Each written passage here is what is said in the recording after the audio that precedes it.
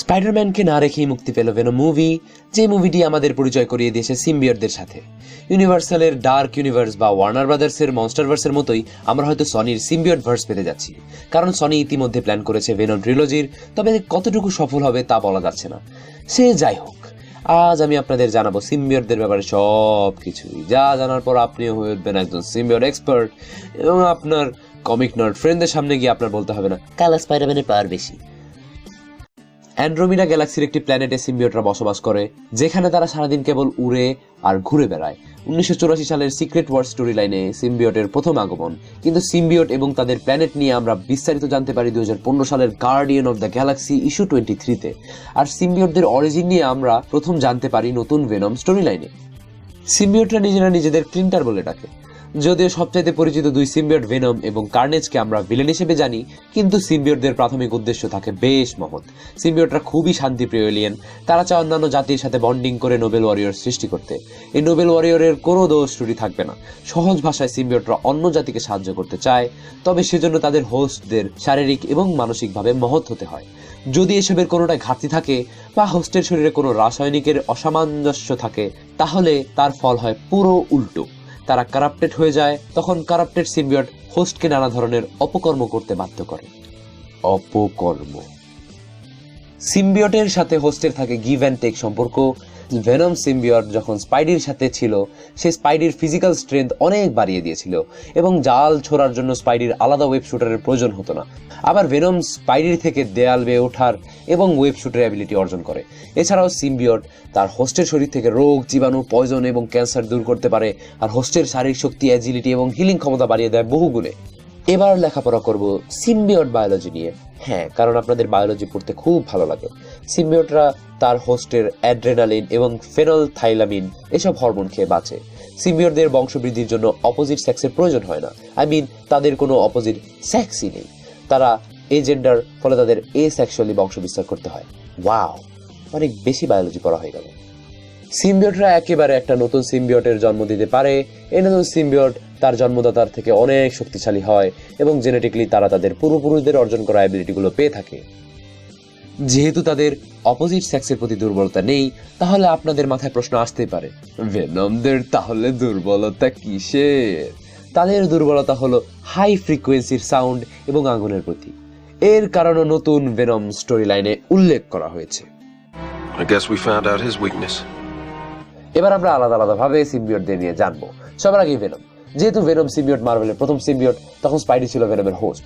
শুরুতে সে ভেবেছিল এটা একটা কুল, ড্যাশিং ব্ল্যাক স্যুট, কিন্তু পরে সে জানতে পারে এটা একটা এলিয়েন প্যারাসাইট, যেটা তাকে ভায়োলেন্ট করে তুলছে, যার কারণে সে রাত বিরাতে অনেক বেশি ক্রাইম ফাইট করার কারণে ক্লান্ত হয়ে পড়ছে।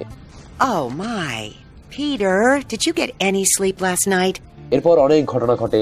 সব শেষে গির্জার ঘন্টায় নিজেকে আঘাত করে সে সিম্বিয়টকে দুর্বল করে নিজেকে ছাড়িয়ে নেয় Spidey. News reporter Adi Brock মিথ্যা রিপোর্ট ছাপিয়ে জনপ্রিয় হওয়ার চেষ্টা করলে স্পাইডারম্যান সবার সামনে তার কুকীর্তি ফাঁস করে দেয়। You're trash, Brock. এতে এডির চাকরি চলে যায়। Pack your things. Get out of my building. I was just... You're fired! এমনকি তার ওয়াইফও তাকে ডিভোর্স দেয়। এতে করে হতাশ হয়ে এডি আত্মহত্যা করার সিদ্ধান্ত নেয়। আত্মহত্যা করার আগে এডি গির্জায় ক্ষমা চাইতে আসে। এটা সেই গির্জা যেটায় স্পাইডারম্যান আর ভেনম আলাদা হয়ে গিয়েছিল। তখন ভেনম সিম্বিয়ট খুঁজে পায় এডি ব্রোককে এবং এডিকে হোস্ট বানায়। এখানে দুজনেরই ছিল স্পাইডের উপর রাগ বা ক্রোধ। আগে স্পাইডের সাথে থাকায় ভেনমের বুকে একটা সাদা স্পাইডার লোগো ছিল, যেটা আমরা মুভিতে দেখতে পাইনি। এডি ক্যান্সারে আক্রান্ত হওয়ার পর নিলামে ভেনমকে বিক্রি করে দেয়, যেখানে অ্যাঞ্জেলো ফরচুনাটোর বাবা ডন ফরচুনাটো এডির কাছ থেকে $100 মিলিয়ন দিয়ে ভেনমকে কিনে নেয়। অ্যাঞ্জেলো হোস্ট হিসেবে দুর্বল হওয়ায় ভেনম তাকে ছেড়ে দেয়।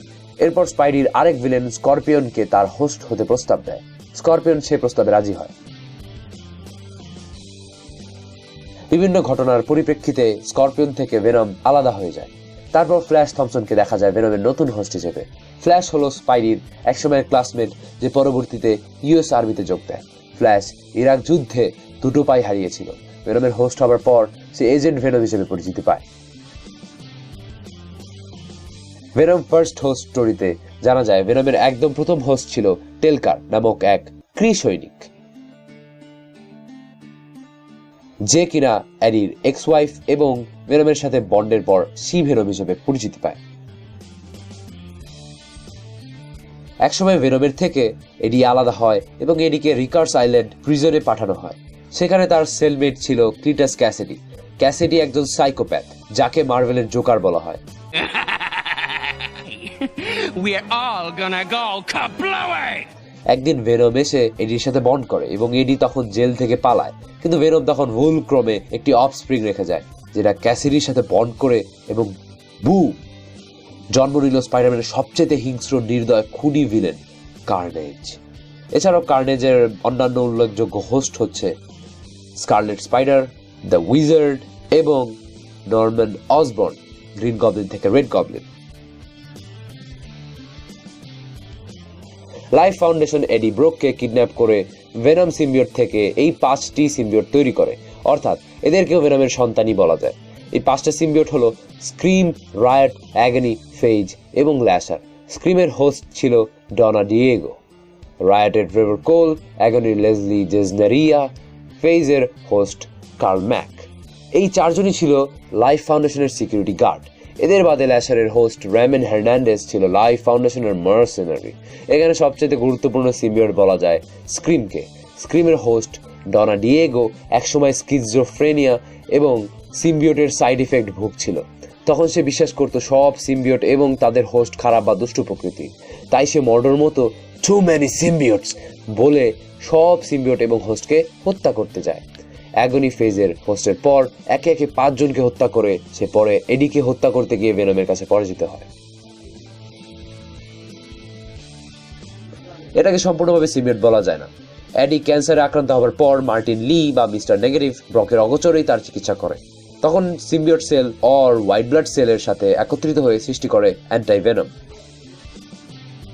টক্সিন হচ্ছে কার্নেজের অফস্প্রিং। কার্নেজ টক্সিনকে জন্ম দেওয়ার পরই হত্যা করতে চেয়েছিল, কিন্তু সে খুব দুর্বল থাকায় হত্যা করতে সক্ষম হয়নি। তখন সদ্যজাত সিম্বিওট বন্ড তৈরি করে নিউ ইয়র্কের পুলিশ প্যাট্রিক মুলিগানের সাথে। সিম্বিওট বায়োলজি অনুযায়ী টক্সিন অবশ্যই ভেনম আর কার্নেজের থেকে অনেক শক্তিশালী হবে। একটা সময় অ্যাডি ব্রকো টক্সিনের হোস্ট হয়। অ্যাগনি, ল্যাশার, ফেজ, রায়টের হোস্টকে হত্যা করেছিল স্ক্রিম, কিন্তু সিম্বিওটগুলো বেঁচে যায়। তখন তাদের ভল্ট নামক সুপারহিউম্যান প্রিজনে নিয়ে আসা হয়। সেখানে নিজেদের বাসাতেই এই 4 সিম্বিওট একসাথে মিলে হাইব্রিড নামক একটি সিম্বিওট তৈরি করে। তখন তারা ভল্টের গার্ডসম্যান স্কট ওয়াশিংটনের সাথে বন্ড তৈরি করে। তাই কোথাও গার্ডসম্যানের চাকরি নেওয়ার আগে নিশ্চিত হবেন তারা সিম্বিওট নিয়ে কোনো গবেষণা করে কিনা। সিরিয়াসলি, মার্ভেল কমিক্সে এছাড়াও আরো অনেক সিম্বিওট আছে। ড্রেডফেস, যে কিনা মাইন্ড কন্ট্রোল করতে সক্ষম। ক্রোবা, যাকে এডি তার ক্যামেরার ফ্ল্যাশ দিয়েই হারায়। মেইহেম, মে পার্কারের ক্লোন, যাকে একটি সিম্বিওট হাইব্রিড হিসেবে তৈরি করা হয়। পেব্যাক, যার হোস্ট শিল্ডের ডেটা অ্যানালিস্ট মেবি স্ট্রেন্ট। মেনিয়া, যে হচ্ছে ভেনমের ক্লোন, প্যাট্রিশিয়া রবার্টসনের সাথে বন্ড করে সে দ্বিতীয় সি ভেনম হয়। মার্কাস, দ্য ওয়ারওলফ সেন্টর সিম্বিওট ওয়ারিয়র, যার জন্ম একজন সেন্টর হিসেবে। সে ওয়ারওলফের কামড় খায় এবং সে সিম্বিওটের সাথে বন্ড করে। ওয়াও। স্কর্ন, যে হচ্ছে কার্নেজের আরেক offspring. Bizarnage, amalgam Bizarro plus Carnage. Venomsaurus rex, যেটা হচ্ছে স্যাভেজ ল্যান্ডের একটি টি-রেক্স। Say what? Whatever, যে হোস্টের ব্রেন খাওয়ার জন্য বিখ্যাত। নল দ্য সিম্বিওট গড। নতুন ভেনম স্টোরি লাইনে আমরা জানতে পারি নল নামক এক এনশিয়েন্ট গড থেকে সব সিম্বিওটের জন্ম হয়। তার স্টোরি আমরা আরেকদিন আলোচনা করব। তো অনেক হয়ে গেল সিম্বিওট নিয়ে পড়াশোনা। তবে আপনার যদি কোনো নির্দিষ্ট সিম্বিওট নিয়ে আরো বেশি জানার আগ্রহ জন্মায় তবে কমেন্ট করুন। আমরা অরিজিন ভিডিও তৈরি করার চেষ্টা করব। আর আপনি যদি সুপারহিরো ফ্যান হয়ে থাকেন কিন্তু superhero fans of Bangladesh Facebook গ্রুপে নাম শুনেননি কিংবা যোগ দেননি, you should die. Just kidding, আপনাকে আনলাকি বলতে হবে। তো ভিডিওটি ভালো লাগলে শেয়ার করুন এবং লাইক করুন। সিম্বিওট নিয়ে কোনো প্রশ্ন থাকলে অবশ্যই কমেন্টে জানাবেন। আমাদের সাথে থাকতে চাইলে সাবস্ক্রাইব করতে ভুলবেন না। দেখা হচ্ছে পরের ভিডিওতে।